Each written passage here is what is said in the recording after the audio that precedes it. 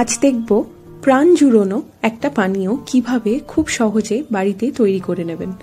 প্রথমেই তার জন্য নিয়ে নেবেন একটা মালাইযুক্ত ডাব, আর অবশ্যই লাগবে দুখানা আম। আমরা এখানে 2 গ্লাস শরবত বানানোর জন্য একটা ডাব আর 2টো আম নিয়েছি। আমের এভাবে লম্বা লম্বা স্লাইসে কেটে নেবেন, ডাবের জলটা নিয়ে নেবেন, তার সাথে নেবেন 2 to 3 tablespoon fresh cream, আর ডাবের ভেতরকার মালাইটা আমরা স্কুপ আউট করে একটা বাটিতে কালেক্ট করে নিয়েছি। 4টে উপকরণ মিক্সারে ঘুরিয়ে নিন, তাহলেই কিন্তু শরবত রেডি। এবার গ্লাসে ঢেলে নিয়ে আমরা ডাবের মালাই কিছুটা বাঁচিয়ে রেখে একটু গ্রাইন্ডারে একবার ঘুরিয়ে নিয়ে একটা বাটা তৈরি করে নিয়েছি, সেটাই ব্যবহার করেছি গার্নিশিংয়ে।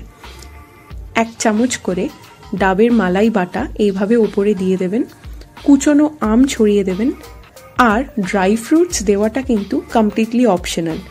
একটু চিল্ড সার্ভ করবেন, ভালো লাগবে।